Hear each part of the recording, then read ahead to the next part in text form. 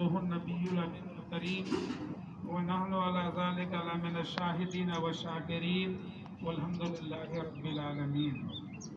जाने वाले लौट कर आते नहीं, जाने वाले लौट कर आते नहीं, पर जाने वालों की याद आती है। जाने वालों की याद आती है। बारगाह रिसालत में दुरूद पाक का नजराना पेश करें। अल्लाह रब्बु मुहम्मदिन सल्लल्लाहु अलैहि वसल्लम नहनु इबादु मुहम्मदिन सल्लल्लाहु अलैहि वसल्लम। हज़रात, मैंने जो आयत करीमा तिलावत की है उसका माना है अल्लाह ताला ने जिसके अंदर भी हयात रखी है उसको इस दुनिया को छोड़कर जाना है। जो जिसके अंदर भी हयात है, जिसके अंदर भी रूह है, जिसके अंदर भी जान है, उसको जाना है। फर्क इतना है कि कोई आज जाता है, कोई कल जाएगा, कोई परसों जाएगा, किसी को चंद दिन के बाद जाना है। जाना सबको है। सबकी इंतहा, सबकी मुंतहा, सबकी मंजिल आखिरी कब्र है।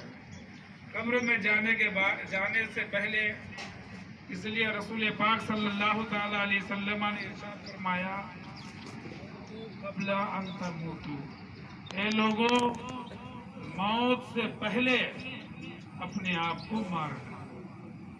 मौत से पहले ही अपने आप को मार डालो। अब सवाल पैदा होता है कि मौत से पहले ही कैसे अपने आप को मार डालेंगे लोग। तो इस सिलसिले में हम और आपको गौर करना है कि हर इंसान के जिस्म के अंदर दो चीज है, एक रूह है और एक जिस्म है।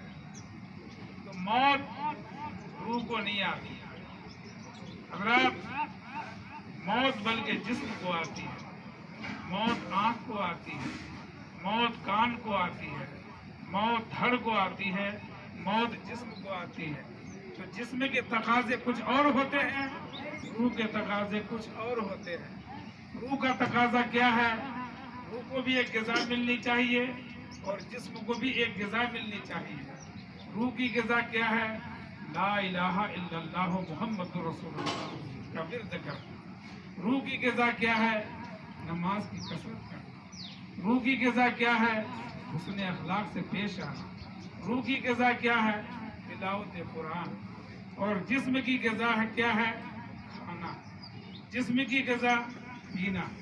जिस्म की ग़िज़ा वक्त पर सोना। जिस्म की ग़िज़ा और दिगर ख्वाहिशात के तहत चलना।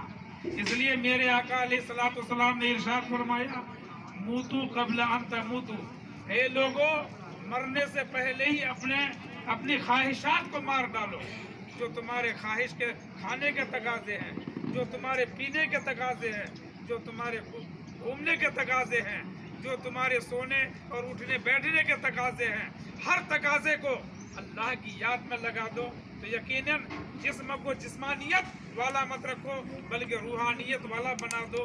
तो अल्लाह ताला यकीनन तुम्हारी दुनिया के अंदर भी याद को बरकरार रखेगा और आखिरत के अंदर भी तुम्हारे दर्जात को बुलंद फरमाएगा। हज़रात, आज हम जनाब डॉक्टर साहब की रूह को इसाले सवाब के लिए हम लोग यहाँ नहीं बैठे हैं, बल्कि उनके दर्जात की दुआ के लिए हम लोग यहाँ दुआ की बुलंद के लिए बैठे हैं। इसलिए कि अल्लाह ताला ने इरशाद फरमाया है कि वल्लज़ीना आमनू वत्तबाअहुम ज़ुर्रिय्यतुहुम बेईमान, ईमान वाला जो है और ईमान वाले के साथ ईमान वाले की जो औलाद है, क़यामत के दिन उनकी औलाद उन्हीं के पीछे होगी, उन्हीं के ताबे होगी। ये अहले बैत रसूल का घराना है, ये आले रसूल का घराना है।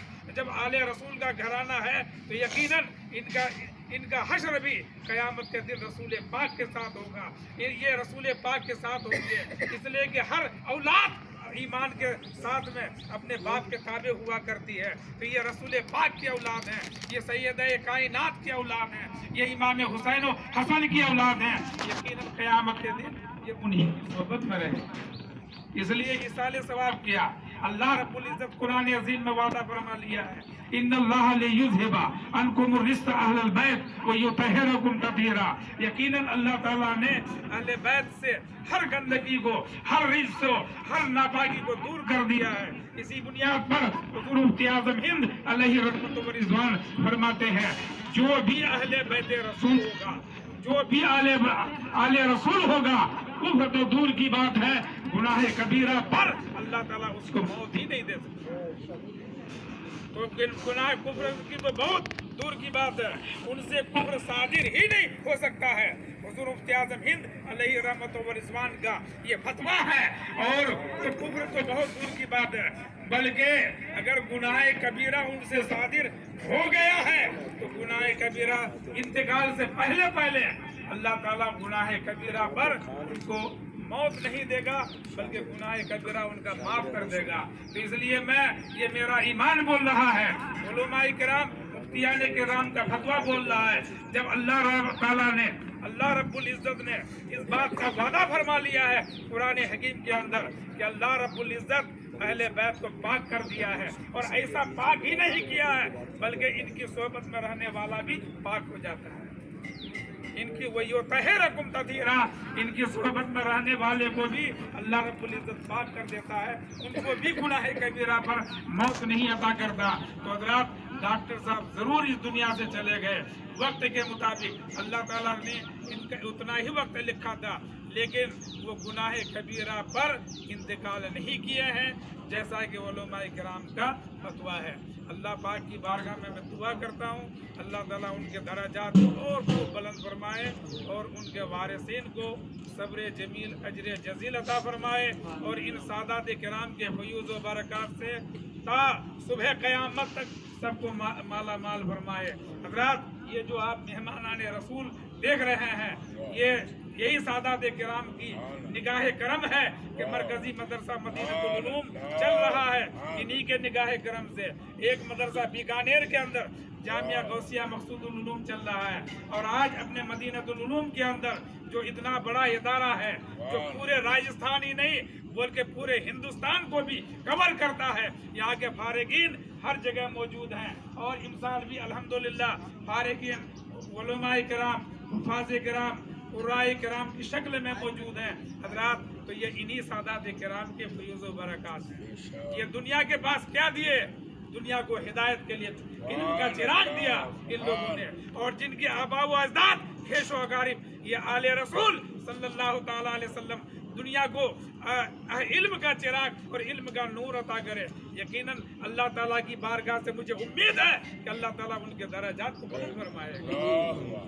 حضرات، تو یہ مہمان رسول کا یہ جم گھٹا، یہ انہی سادات کرام کا فیض ہے۔ چاہے رام گڑھ ہو، چاہے چورو ہو، چاہے اور سیکر ہو، جہاں بھی ہو، انہی سادات کرام کے فیض و برکات ہے کہ اتنا بڑا علمی گھرانہ ہے، اور علم کو پھیلا بھی رہے ہیں۔ اور یہاں تو 250 سال سے، چورو کے اندر 350 سال سے یہ سادات کرام خدمت خلق انجام دے رہے ہیں۔ اللہ تعالیٰ کی بارگاہ میں دعا ہے کہ اللہ تعالیٰ ان کے فیض و برکات سے ہم آپ سب کو مالا مال فرمائے۔ وآخر دعوانا ان الحمدللہ رب العالمین۔ السلام علیکم۔